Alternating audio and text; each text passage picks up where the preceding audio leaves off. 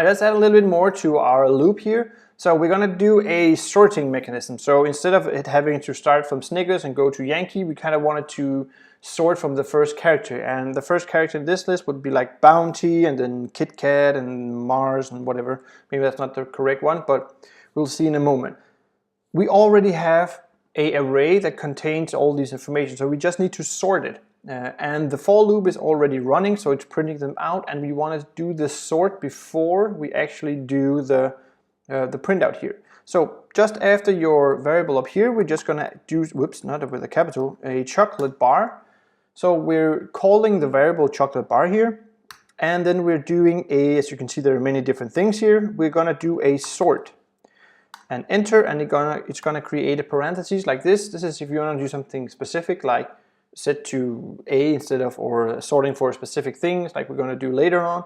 But for now, we're just going to do a standard sort from A to Z. And that's kind of what we want to do for now. So click sort and refresh out here, and now you can see it sorts. It's kind of a boring text. It just says Bounty, Kitty Cat, whatever, whatever. So we can add a little bit more to our console log to make it a little bit more, I don't know, texty. So let's just add my number, let's go for my number one chocolate bar of choice of chocolate bar is something. So my number one chocolate bar is what we're going to write out. So this, oh sorry, my hashtag for a number, of course, and we don't want the space here. And then we're going to add something here.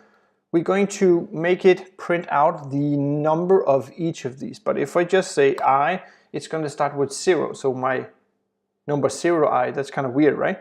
So we want to increment it by +1.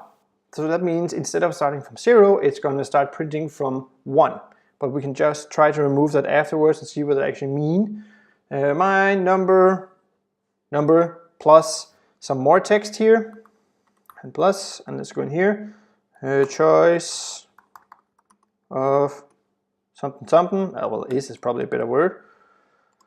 So let's try and see what this prints out.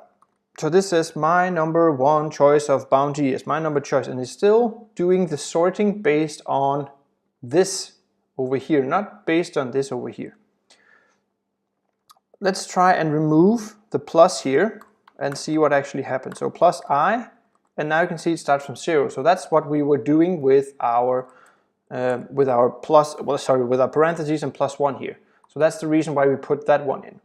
Another thing I just quickly want to show you is instead of using this is the plain or vanilla way of writing a for loop, but with the new versions of JavaScript that are coming out, we also have another way and something called a forEach loop, which does basically the same, but there's less text or less code to be written.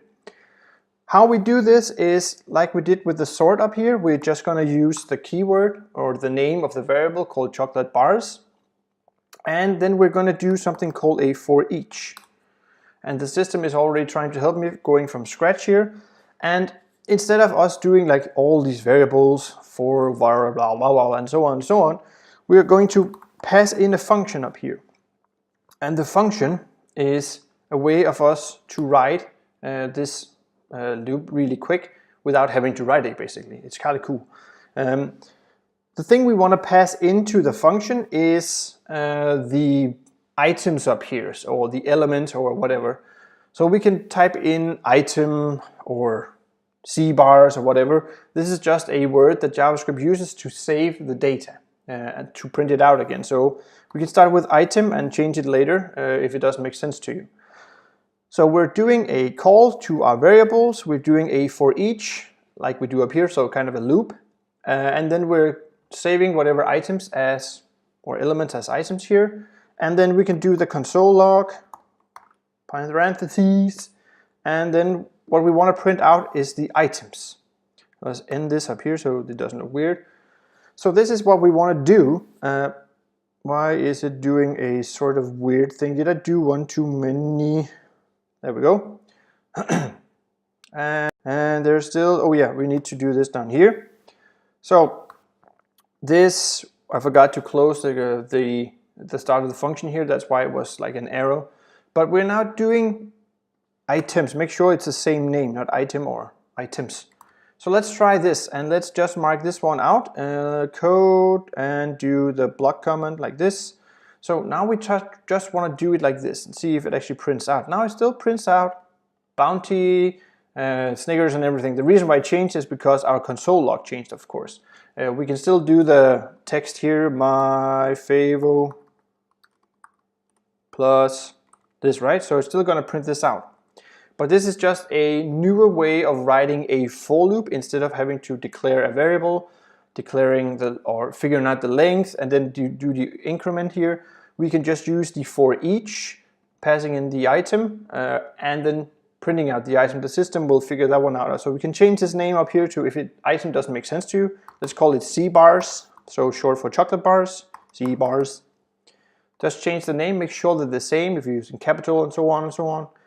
Go back, print, and it still prints it out. So this name here doesn't kind of have to be related to what is up here. You just need to make sure that it doesn't, they fit together to print it out.